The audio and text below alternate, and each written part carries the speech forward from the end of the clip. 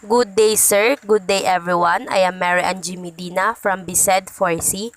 So, my report is about Chapter 3, Lesson 16, Values System, specifically the continuation of Bianco Ramos' report, which is the characteristic of value system. Consistency. Consistency is indeed an important aspect of a value system. So, from the word consistent, a value system can be considered internally consistent when its principles and rules are applied uniformly across different situations and contexts. So, ibig sabihin that exemptions from the general principles should be minimal and justified by clear and logical reasoning. An internal value system guides decision-making and behavior. So, ini-ensure nito that the similar situation are treated in similar manner kasi nga from the word consistent, and that individuals can predict how their values will apply to different circumstances. So, yung consistency is, ang pinopromote niya is fairness, transparency, and trust within a community or society. So, in contrast naman, an internally inconsistent value system lacks uniformity and its application of principles and rules. So, ang exemptions naman dito is maybe arbitrary, situational, or based on personal biases. So, inconsistency, kung kanina, consistency leads to fairness, transparency, and trust, dito naman sa inconsistency, can lead to confusion, unpredictability, and perceived unfairness. Achieving consistency in a value system requires a careful consideration of the underlying principles and their application. So, it involves examining potential conflicts, identifying commonalities, and establishing a logical framework that can be consistently followed. Adhering to consistent values help individuals and societies maintain ethical integrity and ensure fairness in their actions and decisions.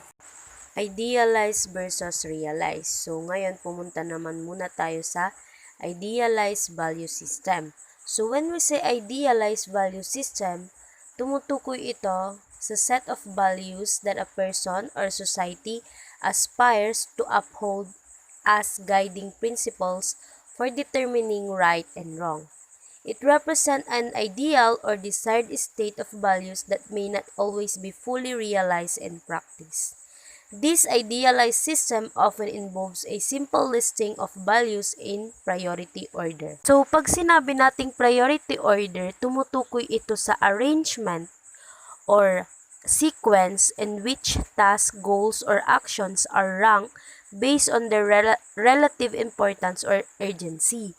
Tinutulungan nito ang individual or organization kung paano ma-determine yung mga needs na kailangan i-address or i-accomplish na una, and i-guide niya yung decision-making processes mo. The values in an idealized system are typically expressed as general principles or rules without detailed definition of exceptions, whether abstract or situational. So, for example, a person or society might embrace values such as honesty, fairness, compassion, and respect as part of their idealized value system.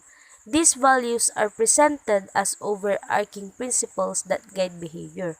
However, the idealized system may not provide specific guidelines on how to handle situations where honesty may conflict with protecting someone's feelings or when fairness needs to be balanced against other factors. Idealized value system serves as offering a vision of what is deemed desirable and ethnically sound. It provides a foundation for personal or collective moral judgments and actions even if the practical application may require additional consideration and adaptation. Next is the realized value system. So, ang realized value system naman ay tumutukoy sa values ng individual or society na kung saan ina-apply ito sa kanilang day-to-day lives. So, realized value system represents the practical implementation of values taking into account the complexities and nuances of real-world situation. So, in contrast sa idealized value system, yung itong realized value system is often include exemptions that may arise in specific circumstances.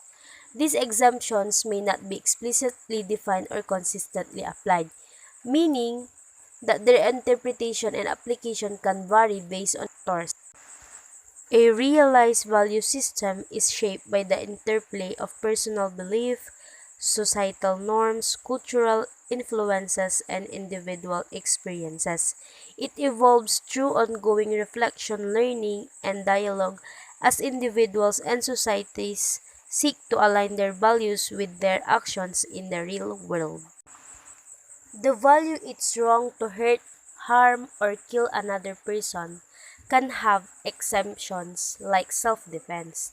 In situations where one's safety or the safety of other is at risk, causing harm to another person may be considered justifiable as a means of protecting oneself or others from immediate danger.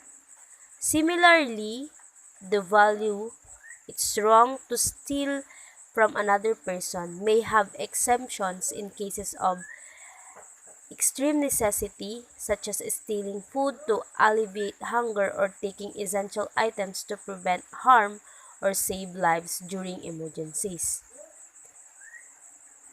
The value it's wrong to lie can also have exceptions, such as when lying is done to protect someone from harm or to promote a greater good.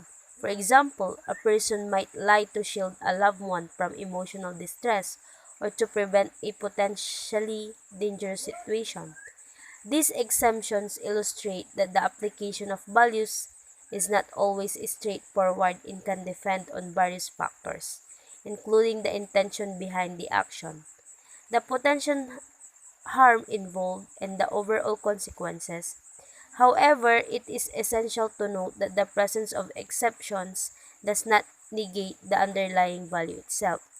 Values provide a moral compass and general guidelines and complexities of real life situations.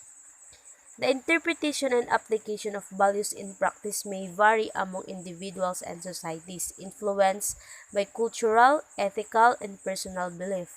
Engaging in ethical discourse and considering the consequences and context of actions can help navigate the complexities and find a balance between the fundamental values and the exceptions that arise in different situations. It's wrong to take something from someone in a non-consensual fashion without negotiating overtly with the other person and agreeing to a mutually satisfactory transfer or exchange. This statement emphasizes the importance of consent and fair negotiation when it comes to transferring or exchanging goods or resources. It promotes the idea that taking something from another person without their consent is generally considered morally wrong. The exception mentioned is that a mutually satisfactory agreement reached through overt negotiation can justify the transfer or exchange. Next is, it's wrong to deceive another person knowingly for your own gain.